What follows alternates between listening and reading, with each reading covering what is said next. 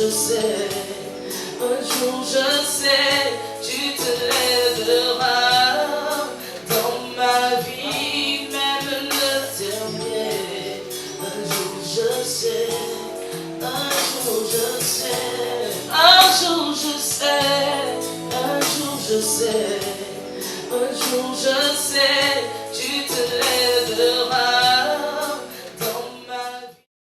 Mesdames et messieurs, fils et filles du royaume Shalom, sachez que c'est pour nous un réel plaisir de vous avoir en compagnie du révérend docteur Christian Rabé dans le cadre de nos entretiens. Alors, aujourd'hui encore, le leader de Yedidia Ministries va nous édifier sur plusieurs faits qui se déroulent dans les nations. Homme de consécration, versé dans la parole et les révélations, Dieu lui a fait la grâce de la révélation des choses cachées sur le plan spirituel. Révérend docteur, Shalom. Monsieur Begré, Shalom, Shalom. Alors, au mois de juin, au début du mois de juin, dans vos vidéos, vous avez annoncé que le mois de juin serait un mois très dangereux spirituellement, car il portait la marque 666. Alors, un mois après, quels sont les faits qui vous permettent d'attester la véracité de cette prophétie aujourd'hui, un mois après? Merci, Monsieur Begré. Juin 2022 a été particulièrement un mois qui était marqué du sceau de la bête. Oui. Et parce que le chiffre 666 revenait 3 fois. Étant donné que l'année 2022 fait 6, par l'addition des chiffres 2, du chiffre 2, le 6e mois, alors le 6e jour de ce 6e mois est un jour 666. Le 15e jour, en additionnant 1 et 5, fait 666. Et le 24e jour, en additionnant 2 et 4, nous donne 666. Également, le mois de juin fait 30 jours. Donc, en divisant 30 par 5, nous avons 6 jours. Donc, du 1er au 5e jour, ainsi de suite, le mois de juin peut avoir des référentiels en dehors de ces 3 jours que nous avons cités à l'intérieur, qui sont des jours 666, en fonction de l'action que celui-là qui appartient au monde des ténèbres voudrait poser. Alors, il faut savoir que le chiffre 666 est marqué 2 fois dans la Bible. Pour la première fois avec Salomon, qui dans ses échanges recevait jusqu'à 666 cycles, dans ses échanges avec les pays avoisinants. Et puis plus tard, dans le livre d'Apocalypse chapitre 13, où on nous demande de calculer le nombre de la bête, qui est un chiffre d'homme, et c'est le 666. Donc par 2 fois, le chiffre 666 est marqué dans les Saintes Écritures. Mais de façon indirecte, le chiffre 666 a été déjà annoncé depuis les premiers instants des Saintes Écritures, donc de la vie des hommes avec Caïn. Et nos premières sorties avec Yedidia dans le mois de novembre, et puis après dans d'autres reportages, d'autres interviews, nous avons expliqué les enjeux autour de ce chiffre 666. Il fallait savoir que Caïn devait porter le chiffre 666 avec toute sa lignée. Et parce que si nous sommes sauvés par le sang de Jésus, Dieu a bien voulu que le sang de Jésus soit conservé de génération en génération à Adam et à sa postérité. Alors, le chiffre 666 est la marque que Dieu a donnée à Caïn. Mais nous avons dit que d'après les propos, 1 de Caïn, 2 de Lemec, qui fixaient respectivement 7 ans et 77 ans pour leur protection, parce que après avoir tué Caïn, Dieu condamne Caïn, pardon, après avoir tué Abel, Dieu condamne Caïn à errer. Alors il dit, mais Seigneur, si quelqu'un me trouve qu'il me tue, alors Dieu lui met cette marque-là qui est une marque de protection. Donc les 7 années, les 7 fois où Caïn devait être protégé, nous ramènent à la 7e génération dans laquelle nous nous trouvons maintenant, c'est-à-dire le 7e millénaire. Et nous avons dit que l'année 1944, qui était l'année du commencement de la liberté du peuple africain, avec la mise en place du syndicat agricole africain, prenait fin dans sa 77e année avec l'année 2021. Donc 2021 était l'amorce, d'accord, de la liberté du peuple africain. Mais le peuple africain qui représentait Abel était lui exterminé par qui? Par la maison de Caïn qui porte la marque 666. Alors, si Caïn et sa maison qui porte la marque 666, qui sont aujourd'hui principalement dans les nations occidentales, d'accord, quand je dis occidentale, je vais parler de toute l'Europe, ça veut dire que l'année 2022 est une année stratégique. Parce que l'année 2022 est l'année qui met fin au consensus des nations, qui, à partir de l'année 1945, ont parachevé les 2 guerres mondiales qu'elles avaient amorcées, notamment en 1914, 18 et 39, 45. Donc l'année 1945 est l'année du consensus avec la mise en place de l'ONU. Donc cette année est stratégique parce que c'est la 77e année du consensus. Maintenant, le consensus ayant lieu en 1945, l'année 2022 est une année stratégique parce que l'année 2022 se trouve à 77 années de ce consensus. De 1945. De 1945. Donc l'année 2022 est une année stratégique. Et le fait que l'année nous donne un chiffre 6, alors les jours 6, 15, 24, ce sont des jours stratégiques pour le monde des ténèbres. Donc ce mois de juin a été un mois où les forces des ténèbres ont beaucoup travaillé pour préparer une grande guerre, pour préparer, je veux dire, leur acharnement sur les nations, et en particulier la Côte d'Ivoire qui porte le sceau de Dieu. Alors, quand tu regardes le mois de juin, il y a eu des actions qui se sont passées dans le monde des ténèbres. Mais je ne vais pas toutes les souligner, parce qu'il y en a d'autres qui s'inscrivent dans le cadre politique. Je ne voudrais pas toucher tout de suite les politiques, donc je ne veux pas souligner les jours qui se rapportent à la politique directement. Vous avez parlé du 6e jour, du 15e jour, du 24e jour. Du 24e jour, voilà. Et j'ai également parlé du 21e jour. Du 21e jour. Voilà, j'ai également parlé du 21e jour. Et c'est le 21e jour qu'il y a eu cette pluie torrentielle à Abidjan. C'était le symbole d'une grande guerre spirituelle. D'accord? Voilà. Et qui a fini avec plusieurs morts.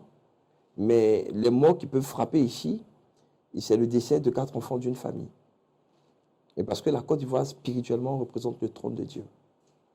Quand vous prenez l'architecture, par exemple, de la basilique de Yamoussoukro, cette basilique-là est faite selon le plan du trône de Dieu, avec les 4 êtres vivants, d'accord, qui portent le trône de Dieu. En Bégerville, où il y a eu ces morts, ça a été la première capitale de la Côte d'Ivoire. La première capitale, d'accord, avec Béger. Donc c'était déjà le premier signe. Et puis il y a eu encore d'autres morts. Mais ce qu'il faut comprendre, c'est que le mois est préparatif à un plan maléfique qui doit maintenant rentrer en exécution. Il y a eu des choses également qui se sont passées le 15e jour. Le 24e jour, nous allons tout de suite sur le plan international. Sur le plan international, entre les pays, le Maroc et l'Espagne, donc sur les terres africaines, vous allez voir que des migrants, la population africaine malheureuse, qui est en déplacement vers les pays occidentaux à la recherche d'un meilleur être, vont être exterminés. D'accord? Et ça, c'était le 24e jour. Donc la police, en fait, l'armée qui était censée, comment on appelle ça, assurer leur protection, a tiré sur des populations, faisant des morts avec des chiffres qui, qui vacillent, des chiffres qui ne sont pas constants, qui passent d'une autre presse à une autre. Et ce n'est pas constant le nombre de morts. Mais à voir les photos et les vidéos, il y a plusieurs centaines de morts. Voilà. C'était un sacrifice à ciel ouvert. Et ça, c'était le 24. Et Le sixième. le sixième jour, je passe les sixièmes jours et les 15e jours. Et parce que ça touche un peu le politique. Voilà, je ne veux pas rentrer dans la dimension politique. OK? Maintenant, parce que il y a bien de mystère sur le 21e jour. Voilà, il y a bien de mystère sur le 21e jour. Mais il faut savoir que dans les Saintes Écritures, les armées célestes sont représentées par des tonnerres. Les grandes armées célestes. Le trône de Dieu est environné par cet esprit de Dieu qu'on appelle encore les 7 tonnerres. Donc ceux-là, quand ils sont en action, il y a beaucoup de pluie et il y a des grands tonnerres. Ce sont eux qui apportent les jugements de Dieu. Et durant tout le livre d'Apocalypse, c'est eux qui sont censés verser les coupes sur les nations. Voilà. Donc la pluie que nous avons eue et qui a causé beaucoup de dégâts en Côte d'Ivoire a été une pluie salvatrice. Quoi qu'il y ait eu des morts que nous pleurons, mais dans le monde spirituel, c'était une grande guerre contre le monde des ténèbres. Il y a une très grande guerre ce jour-là, ce 21e jour. Et parce que depuis des millénaires, sur des autels maléfiques dans le monde entier, ce jour-là a été célébré pour la venue d'un grand maître du monde des ténèbres. Mais je passe parce que je ne veux pas toucher des individus pour l'instant. D'accord? Je veux présenter ce qui est à la portée de tout le monde. Et le 24e jour, il y a eu ce sacrifice entre le Maroc et l'Afrique. Donc des soldats tirent sur des manifestants à balles réelles. Il y a des morts. Et puis après, on voit dans quelle mesure, jusqu'à quel point ils poussent le racisme en faisant quoi? En bastonnant les morts au lieu de leur apporter du secours. Donc vous voyez que l'homme noir n'a pas de valeur aux yeux de, je veux dire, de la communauté internationale. Voilà, l'homme noir n'a pas de valeur. Même sur le propre continent africain, donc au Maroc, des noirs, des migrants noirs sont exterminés à grande échelle. Et ça ne meut personne. Et ça n'arrivera nulle part. Et c'est ce qui s'est passé également le 27 de ce mois, donc le 27 juin, aux États-Unis, où un jeune afro-américain du nom de Walker a trouvé la mort dans des conditions inacceptables, inimaginables. Alors, mais pourquoi ces choses-là se font ainsi? Ces choses-là se font ainsi parce que le salut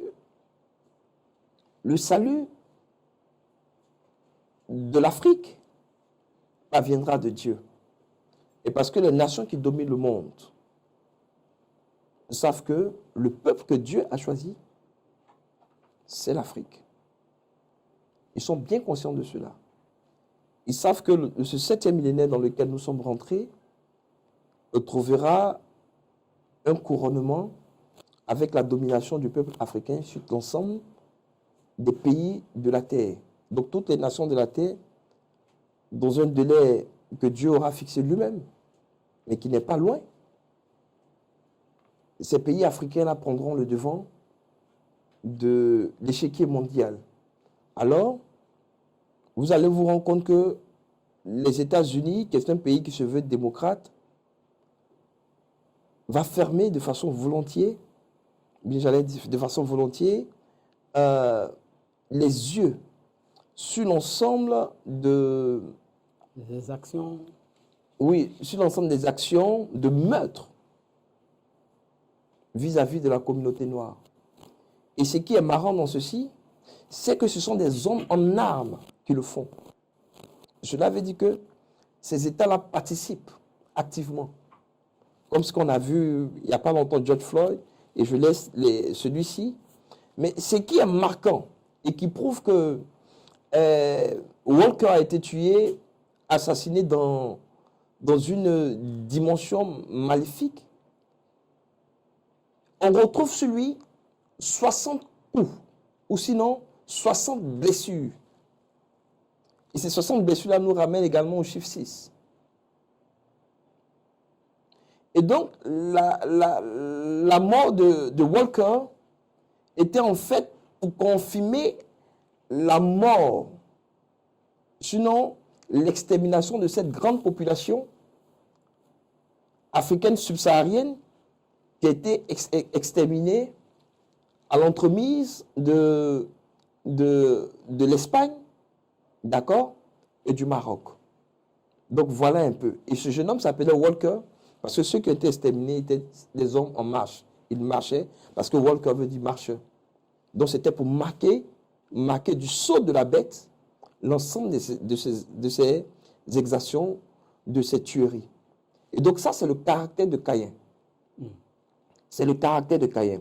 Ce qu'il faut savoir, c'est que la tête de Caïn se trouve en Europe, principalement en Europe de l'Ouest. Mais la postérité de Caïn, selon que Dieu ait dit à la femme, je mettrai inimitié entre ta postérité, au serpent, je mettrai inimitié entre ta postérité et la postérité de la femme, la postérité de Caïn se trouve à travers toute la surface de la terre, à travers toutes les nations. Donc, il y a en Europe des gens qui sont des fils de Dieu, qui sont de la lignée de Abel, qui sont exterminés comme Abel. En Afrique, il y a des gens de la lignée de qui? De Caïn, qui prennent plaisir également à exterminer le peuple. Vous comprendrez ces choses-là quand vous étudierez un peu les premières guerres et les deuxièmes guerres mondiales. Et pourquoi l'Allemagne a été beaucoup atteinte par la Deuxième Guerre mondiale et également la France. Et parce que ces pays-là étaient des pays protestants. L'Allemagne, avec Martin Luther, était un pays qui était chrétien. D'accord? Protestant. Donc, il y a eu plusieurs familles, il y a eu plusieurs lignées qui se sont données à Dieu. Donc, au cours de ces guerres-là, la Shoah, qui a été l'extermination du peuple juif, n'a pas constitué les seules exterminations des peuples de la terre. Il y a aussi des populations chrétiennes. Et parce qu'il fallait mettre fin à toutes sortes de systèmes sur toute la surface de la terre qui pouvaient s'opposer à leur quoi? À leur vision unilatérale, à leur vision globale, à leur globalisation, à la préparation du règne de l'Antéchrist. Et c'est la même chose en France. La France également a connu des gens comme Jean Calvin qui étaient des chrétiens, donc qui étaient des protestants. Donc ceux-là n'ont pas permis en son temps à l'église, je vais dire, primaire, l'église catholique, de pouvoir s'étendre. Donc il y a eu des foyers de résistance. Et c'est ce qui peut plus tard nous faire comprendre les bombes de Nagasaki et d'Hiroshima en août 1945 pour mettre fin à la Deuxième Guerre mondiale. Et parce que le Japon avait connu ce qu'on appelle l'ère Meiji. Et selon l'ère Meiji, le Japon était devenu un pays nationaliste. Et donc, tous les pays qui étaient nationalistes, qui ne voulaient pas rentrer dans cette ère de globalisation, devaient avoir leur peuple exterminé dans le secret. Donc, les premières guerres mondiales et les deuxièmes guerres mondiales avaient été lancées pour préparer ce règne unilatéral, pour enlever toute pensée nationaliste dans des nations. Donc, Hitler, avec le nazisme de son côté, avec Mussolini au niveau de l'Italie, ont mis en place les différents régimes fascistes qui ont exterminé les populations de la Terre. Mais ces premières guerres et deuxième guerre mondiale avaient pour objet principal d'enlever tout ce qui était vent de nationalisme dans les différentes nations pour préparer ce qu'on appelle le nouvel ordre mondial. Donc le nouvel ordre mondial ne se met pas en place à partir de l'année 1949, avec l'année 1989, pardon, avec la chute du mur de Berlin. En novembre 89, avec la chute du mur de Berlin, mais le nouvel ordre mondial a été mis en place depuis 1945 avec la mise en place de l'ONU. C'est pourquoi vous voyez que l'ONU, c'est comme une toile qui recouvre toute la Terre. Quand vous regardez le logo de l'ONU, donc les nations se trouvent dans une toile qui sont représentées par les différents méridiens, d'accord, et les différents tropiques, d'accord, l'équateur et autres, qui se coupent. Donc ça fait comme une toile qui recouvre le monde entier. Donc le nouvel ordre mondial a été mis en place depuis 1945. Et donc là, ils sont au parachèvement de ce grand règne maléfique. Donc voilà ce qui s'est passé dans ce mois de juin. Le sceau de la bête a été donné pendant ce mois de juin. Donc ce mois de juin, on n'a pas vu une guerre très visible. Mais le mois de juin a été un mois de préparatifs maléfiques. Donc ce qui s'est passé au Maroc, si tu veux, c'est comme un sacrifice préparatif à une guerre d'envergure. Donc cela veut dire que les nations se préparent tout de suite à rentrer maintenant dans la phase pratique de quoi? De ce grand programme maléfique qui a eu lieu en juin. Et parce que le mois de juin était un mois 666, parce qu'ils sont à la fin de leur règne. Si vous avez des questions dans ce sens, je peux continuer à répondre. Oui, justement, parlons des rituels, parlons des sacrifices. Tout près de nous, au Mali, il y a une crise depuis quelques mois ne fait que s'enliser. Alors, on vous a entendu parler de l'Ukraine, on vous a entendu parler de la Russie, mais au niveau du Mali, on veut encore avoir les relances spirituelles de cette crise qui ne fait que s'enliser. Alors, le Mali est un pays stratégique. Le Mali est un pays stratégique en Afrique. Le Mali est un pays stratégique en Afrique. C'est qu'il faut le savoir. Dans la vision de la liberté de l'Afrique. Et parce que c'est au Mali qu'en 1946 que nous avons vu le RDA. Donc la pensée de la liberté africaine trouve écho au niveau du Mali. Sinon, lorsque le Malien ou le Mali s'exprime dans la vision de la liberté de l'Afrique, ce n'est pas nouveau. Parce que c'est là que les Africains se sont réunis pour la première fois. À travers le panafricanisme, lorsqu'ils ont mis en place le RDA, donc à partir du RDA, les différents partis politiques, dont le PDCI, nous voyons, ont émergé plus tard. D'accord? Ou la différence, je ne sais pas. Mais le RDA, c'est à partir du Mali. Parce que le Mali est une conscience africaine de liberté. Mais pourquoi la lutte malienne n'a pas réussi? Et parce que dans cette période-là, nos nations n'avaient pas le fondement de celui-là qui leur apporte le salut. Donc, nos nations africaines étaient unies, mais elles étaient unies sous la bannière de leur savoir-faire surnaturel. Donc, chaque nation avait ses marabouts. Chaque nation avait ses fétiches. Donc, chaque nation africaine comptait ses divinités lorsqu'elle s'est opposée à la métropole, qui a des divinités maléfiques beaucoup plus importantes, sinon beaucoup plus fortes que qui? Celles des Africains. Donc, on ne peut pas avoir de liberté. Donc, cette initiative de 1946 va trouver échec. Donc, le Mali se révolte. Et donc, le Mali va se révolter sur quelle base? En s'attachant aux deux grands de ce monde, à l'un. Puisque le capitalisme, dirigé par l'OTAN, avec à sa tête le corps militaire par les États-Unis, et puis le corps diplomatique, la France.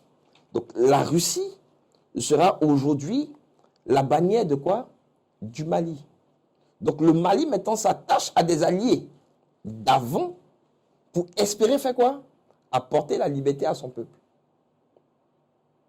Et nous avons dit depuis toujours que nous ne sommes pas du tout d'accord, selon le plan de Dieu, à tout ce qui se passe au Mali. Et parce que on est rentré maintenant dans la phase où le Mali peut constituer un véritable problème pour l'Afrique. Expliquez-nous. Le Mali, aujourd'hui, est devenu un pays sous la tutelle de la Russie. Et les nations de l'Ouest, de l'Europe de l'Ouest et des Amériques, donc l'OTAN, se trouvent opposées à la Russie.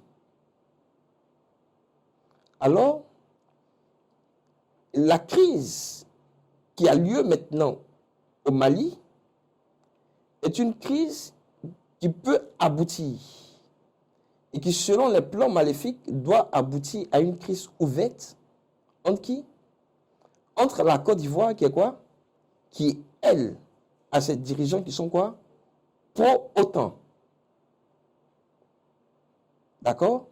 Et le Mali, qui est pro-quoi? Russe. Donc, le conflit qu'on a en Ukraine peut désormais maintenant avoir lieu en Côte d'Ivoire. Voilà le danger. Et parce que on est maintenant dans une dimension de défense de la souveraineté. Donc le Mali n'agira pas par lui-même forcément, mais bénéficiera non seulement de la protection, mais de tout ce qui est quoi? Tout ce qui est attribut de la Russie. Parce que la vision réelle, c'est d'exterminer le peuple africain. Et en particulier la Côte d'Ivoire, qui lui est le choix de Dieu. Donc cette crise, si elle s'enlise, elle sera très grave pour nos nations. Et parce que les deux grands de ce monde ont arrêté de faire un conflit entre eux via nos nations. Je dis que la bombe nucléaire n'était pas tombée en Allemagne, ni la bombe nucléaire n'était pas tombée dans un autre pays, comme je veux dire, ceux-là qui faisaient la Première Guerre, Deuxième Guerre mondiale, mais la bombe nucléaire était tombée dans un pays autre que les leurs. Parce que toute l'Europe appartient à une même civilisation. Ce sont des peuples qui émanent soit de Rome ou de la Grèce, ou d'encore d'autres peuples. Mais ce sont des peuples qui ont une même histoire.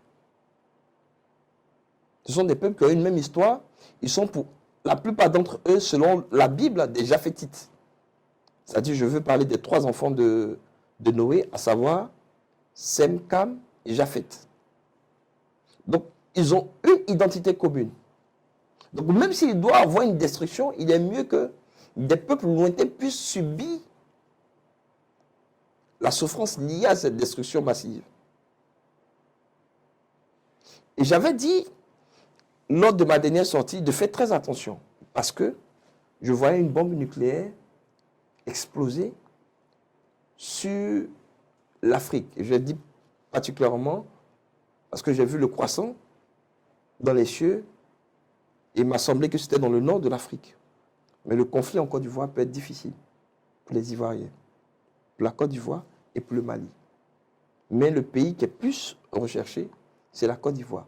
Parce que c'est à cause de la Côte d'Ivoire, pour le salut de la Côte d'Ivoire, que Dieu agira dans les nations.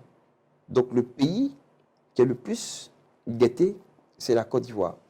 Je n'ai pas eu le temps de vérifier cela, mais j'ai entendu dire que la plupart des personnes qui sont mortes, qui ont été exterminées à la frontière du Maroc et de l'Espagne, étaient des Ivoiriens. Il y avait des Ivoiriens parmi. Il y en avait combien? Je ne sais pas. Je n'ai pas eu le temps de vérifier, mais on dit qu'il y avait un très grand nombre d'Ivoiriens. D'accord? Effectivement. Voilà. Donc c'est une préparation. C'est une préparation au plan de l'ennemi ce mois de juin. Donc il faut faire très attention pour les enfants de Dieu et puis ceux-là qui sont des hommes politiques, ils doivent faire déjà très attention parce que ils peuvent ne pas voir tout de suite l'envergure de cette programmation. Parce que même quand tu es politique et que tu ne t'appartiens pas à toi-même et que tu dépends d'une autre nation, tu ne sais pas ce que ton maître réserve derrière ce qu'il prépare. Parce que le maître a toujours plus d'informations. Donc s'il y a une crise entre la Côte d'Ivoire et le Mali, cela veut dire que il y a tout de suite une crise entre la Russie Et la France. même pas la France, les États-Unis, sinon l'OTAN. Parce que la France ne peut pas militairement devant la Russie, bien qu'elle ait des bombes nucléaires. D'accord? Mais ce sont les États-Unis. Et c'est pourquoi ce sont des armées régulières qui tirent des populations aux mains libres. Donc c'est un signe. Dans le jargon biblique, on va dire que c'est une action prophétique. C'est une action prophétique. C'est ce qu'on va faire. Donc on pose des actions déjà pour annoncer les actes qu'on va poser. Voilà. Donc quelque chose de très mauvais peut se passer. Effectivement, vous entendre parler, on a des réelles raisons de craindre pour l'avenir, surtout avec les récents événements dus à l'arrestation des 49 soldats ivoiriens à l'aéroport de Bamako récemment. Il y a des raisons de craindre pour la suite. Hein, Oui, 49 soldats ivoiriens qui ont été pris au niveau du Mali.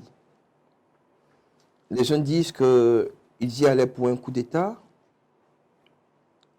Les autres s'expliquent autrement. Je laisse ces largesses-là aux politiques. Je ne me mise pas dans les affaires politiques. Chacun fait ce qu'il a envie de faire pour son pouvoir, pour le protéger. En fait, ça dépend d'eux. Mais je veux aller sur le nombre 49. Sur le nombre 49. Le nombre 49. Le nombre des soldats ivoiriens. Et parce que chaque nation peut dire ce qu'elle veut. Donc forcément, il y a un conflit qui a commencé. Ces 49 soldats, c'est l'amorce d'un conflit ouvert. Et les tons sont durcis de part et d'autre. Mais 49 est une clé. 49 est une porte. Dans ma dernière sortie où j'ai annoncé le mois de juin, j'ai parlé du chiffre 49.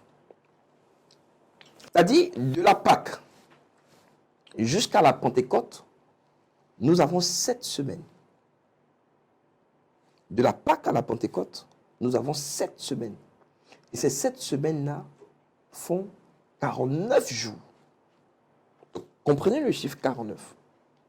Donc la Pentecôte vient après 49 jours depuis la mort de Christ. En 7 clôture le nombre de jours. Parce que le chiffre 7, c'est le repos. La Bible dit que Dieu s'est reposé. Il a parfait sa création et il s'est reposé.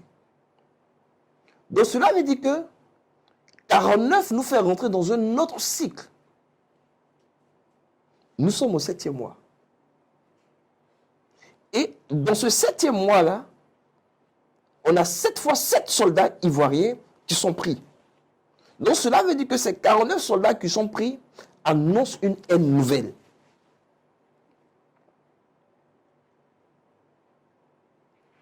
Quand vous parlez de haine nouvelle, c'est dans quel sens? Une haine nouvelle qui peut être très fatale. Et parce que, pour l'instant, c'est des rivaux qui s'échangent. C'est des rivaux qui discutent. Ce chiffre 49-là ouvre une nouvelle porte. Mais une porte qui, pour l'instant, est à la portée de qui? Du monde des ténèbres. Et parce que deux nations rivales puissantes, sinon les peuples rivaux de la terre, puissants, vont maintenant s'opposer à travers quoi? La Côte d'Ivoire et le Mali. Donc on a le Mali d'un côté, qui est l'Afrique, qui revendique pour sa liberté, d'accord? Mais qui a besoin de qui? Une puissance étrangère pour sa liberté, donc veut encore un autre tuteur. Et on a la Côte d'Ivoire qui, elle, est sous la domination du monde des ténèbres, mais qui ne recevra que son salut, je le souligne bien, de la part de Dieu. Donc pendant que des rivaux, d'accord, se battront, au-delà de cela, le chiffre 49 maintenant, après nous avoir donné la rivalité de qui? Des nations, nous donnera maintenant l'accès à une porte. La porte de l'action divine. Cela veut dire que l'action du Mashiach, du Seigneur, de celui qui apporte le secours à la Côte d'Ivoire et à l'Afrique entière, est désormais là. Son temps d'action est maintenant à notre portée. Dieu agira maintenant. Mais certainement, il aura des pleurs avant. Il aura des pleurs avant. Alors, il faudrait que nous soyons très méticuleux.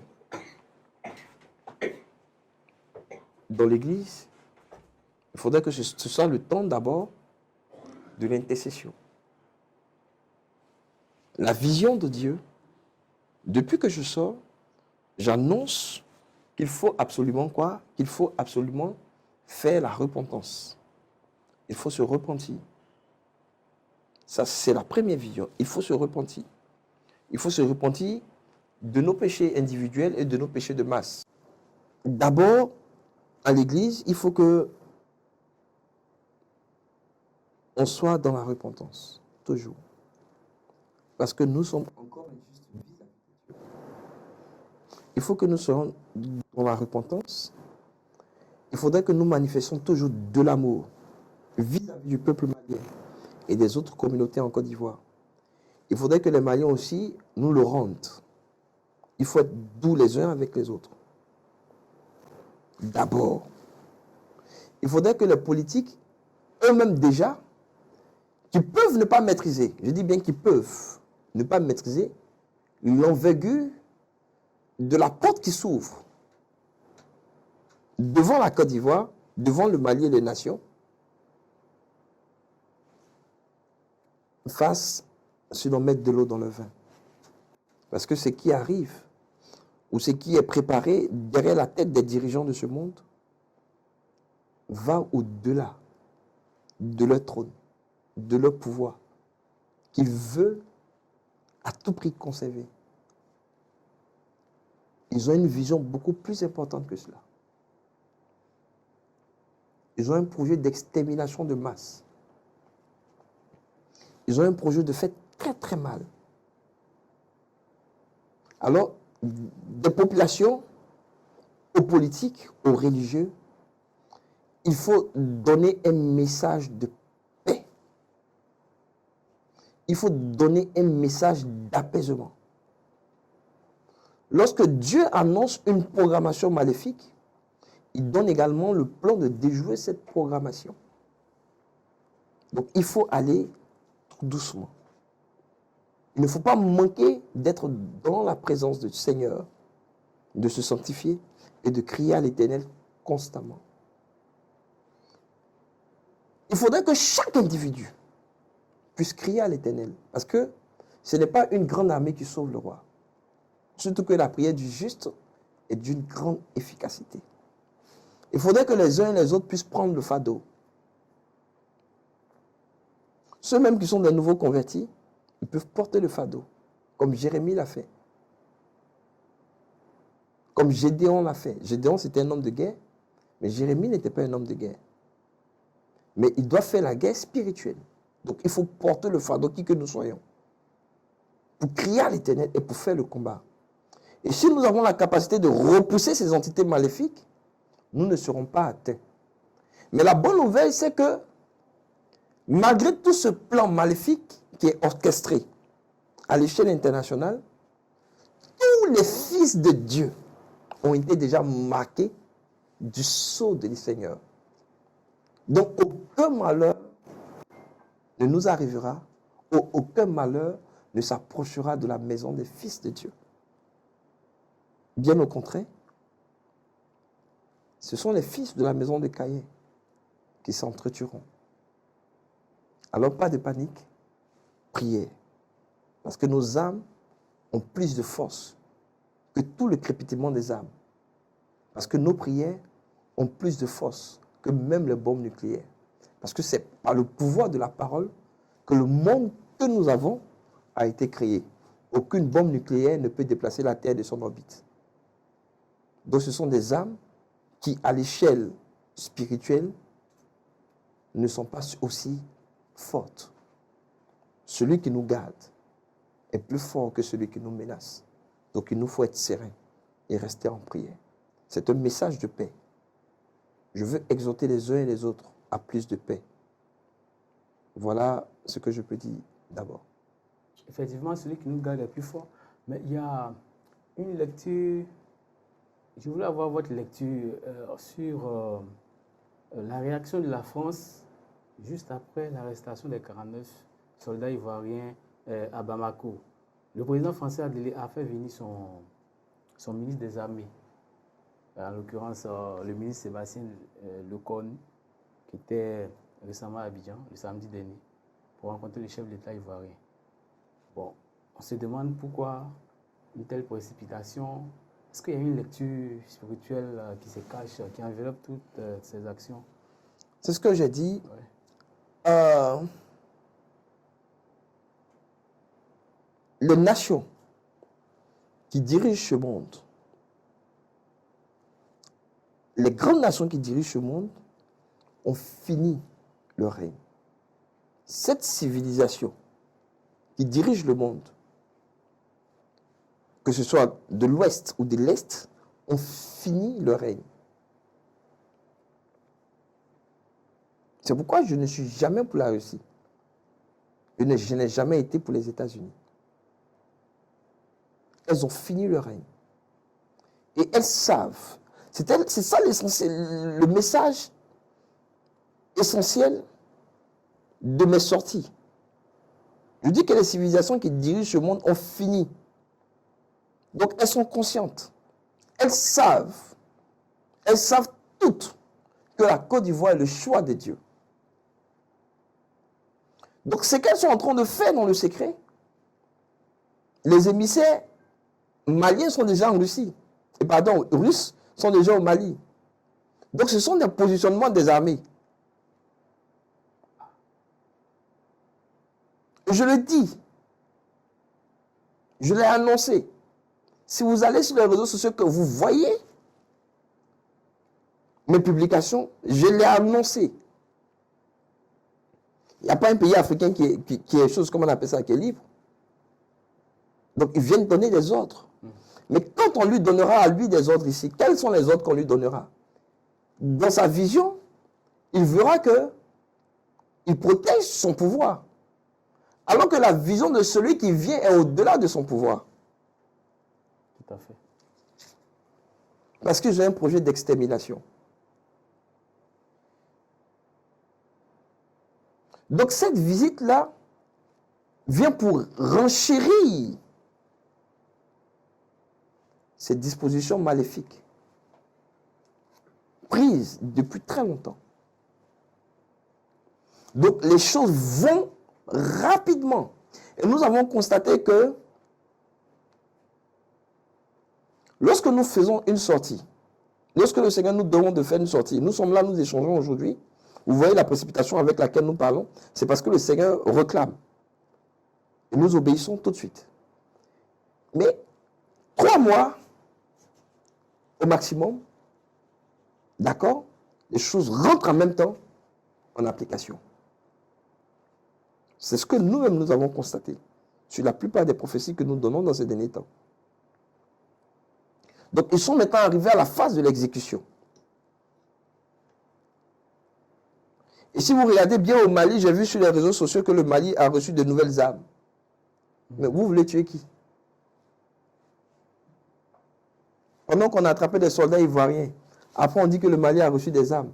Et les positions durcissent de part et d'autre. Donc au lieu que le Mali fasse maintenant sa guerre vers quoi? Vers le nord, sahélien, une guerre se prépare vers le sud. Mais qui ça atteindra? Je peux vous confirmer qu'aucun fils de Dieu ne sera touché. Parce que celui qui nous garde est bien plus fort que celui qui nous menace. Amen. Il est bien plus fort que celui qui nous menace. Restons chez nous, faisons nos prières, crions à l'Éternel. Et parce que, regardez ces guerres que nous voyons sur toute la surface de la terre, ce sont des guerres qui ont été préparées pendant plus d'un siècle. Parce que c'est depuis la conférence de Berlin qu'on a déterminé le statu quo pour pouvoir diriger la terre, où on a fixé les différentes portions des terres, et puis jusqu'à ce qu'on arrive au démantèlement de l'Afrique, et puis à son... Cette crise, les guerres que nous subissons, ce nouvel ordre mondial que nous voyons, a été mise en place. La préparation de ces guerres-là a été mise en place depuis des siècles. Depuis 1885, les grands canaux de la domination de la terre par les nations occidentales ont été mis en place. Ces grands canaux ont été mis en place depuis les années 1800. Bien avant même, si vous voulez, au XVIIIe siècle, depuis la révolution industrielle. D'accord? Donc ces nations-là, pendant que nous, on pense à un plan de salut, les nations de la terre ont déjà fait, je veux dire, leurs différents calculs statistiques pour prévoir nos différents comportements. Ils ont déjà trouvé des solutions palliatives à notre volonté de pouvoir recevoir notre épanouissement à devenir des peuples libres. Donc déjà, chaque fois qu'un chef en Afrique désire apporter la liberté à son peuple, le système même qui est mis en place pour le condamner avant que lui-même ne pense à sortir de l'étau des nations. Je ne sais pas si je me fais comprendre. Ça veut dire qu'il n'y a aucun chef africain qui pourra apporter la liberté à son peuple. Et parce que depuis son enfance, lui-même, il est déjà en prison. Je ne sais pas si je me fais comprendre. C'est faux spirituellement. Ça a été préparé spirituellement, mais justement, ici, des organisations spirituelles ont été mises en place. Et puis vous appartenez tous à leur organisation spirituelle. Vous pouvez apporter quelle émancipation à votre peuple? Quand ton grand maître qui est de l'autre côté te dit voilà ce que tu peux faire, tu peux lui dire quoi? Tu peux rien lui dire. Donc il n'y a aucun chef d'État africain qui puisse apporter la liberté. Donc il est né en prison. Et tout son vouloir, son désir ferme, sa ferme volonté d'apporter la liberté est caduque dès sa naissance. Il est né prisonnier et puis il mourra prisonnier. Donc, tous les mouvements que nous avons en Afrique, tous les mouvements que nos chefs d'État ont en Afrique, ce sont des mouvements de prisonniers. On ne peut que se débattre enchaînés. Et c'est pourquoi, malgré sa ferme volonté d'apporter la liberté à son peuple, on a vu comment s'est achevé le parcours politique, pas politique, mais le parcours présidentiel du président Laurent Gbagbo et de son équipe. Et il n'a pas été le seul. Heureusement, il n'est pas mort. Mais depuis les indépendances, avant les indépendances, tous les chefs de l'Afrique qui ont voulu s'émanciper, ils ont fini de la même manière. Pourquoi? Et parce qu'ils sont nés en prison et ils sont censés finir en prison. C'est pourquoi Ayant cette intelligence-là, les Africains, aujourd'hui, préfèrent s'attacher à un autre peuple qui, aujourd'hui, s'émancipe au-delà d'une autre puissance. C'est-à-dire la Russie, qui aujourd'hui veut absolument se quoi? Se démarquer dans la barbarie vis-à-vis de qui? De l'Occident.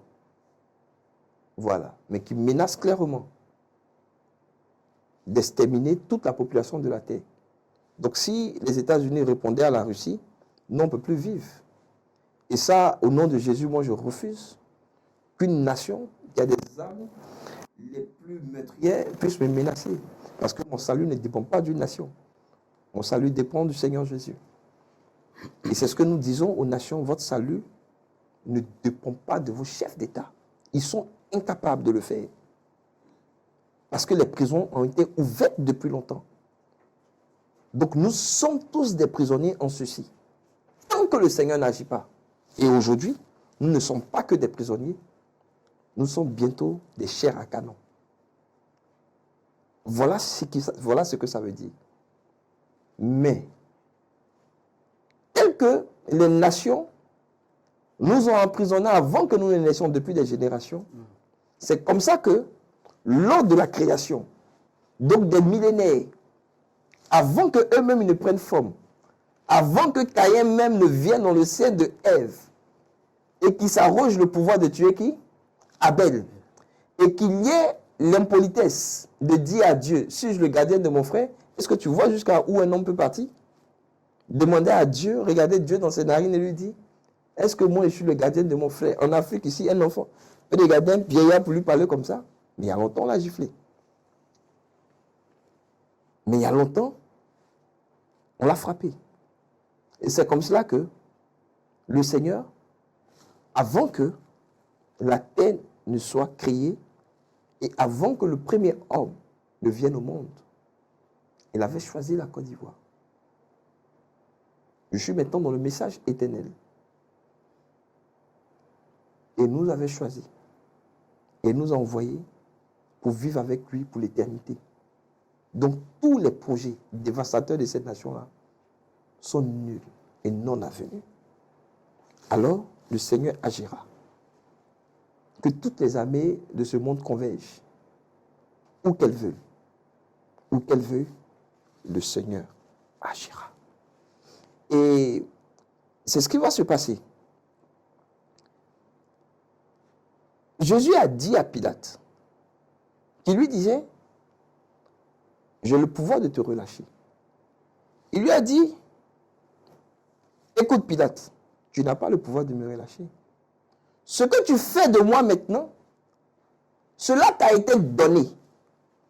Si cela ne t'avait pas été donné, tu ne l'aurais pas fait. Parce qu'à l'instant même, si je demandais à mon père, il enverrait des soldats pour ma défense.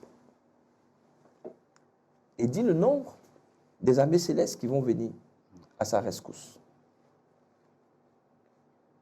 Nous sommes mieux gardés que l'homme le plus gardé de la terre.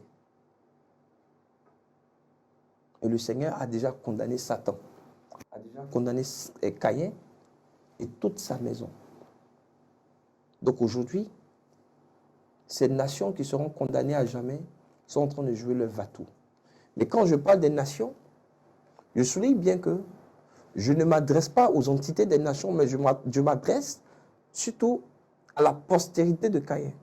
Parce que dans toutes les nations de la terre, il y a la postérité d'Abel. Pas d'Abel, mais il y a la postérité de la femme. Donc des justes et la postérité de Caïn, de Satan.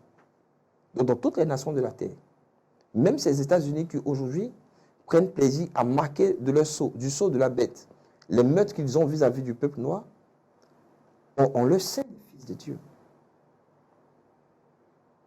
En Côte d'Ivoire, il y a des fils de Dieu. Sur toute la surface de la terre, il y a des fils de Dieu. Et Dieu agira en faveur de ses fils qu'il a gardés. Et qu'il emmena à cette période-là pour bénéficier de sa largesse, pour bénéficier de sa grâce et de sa gloire, en dépit de ces armes de destruction massive qui sont là. Et je disais que quand le Seigneur ouvrait mon esprit, c'est très fort. Si toutes les armes nucléaires explosaient, elles ne pourraient pas changer la Terre. La Terre ne serait jamais détruite.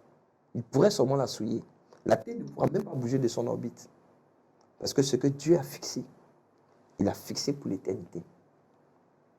Et nous sommes rentrés dans cette période de grâce. Donc 49 nous donne la porte maintenant à une véritable Pentecôte, à une véritable saison. C'est une nouvelle saison qui commence, parce qu'une autre est achevée.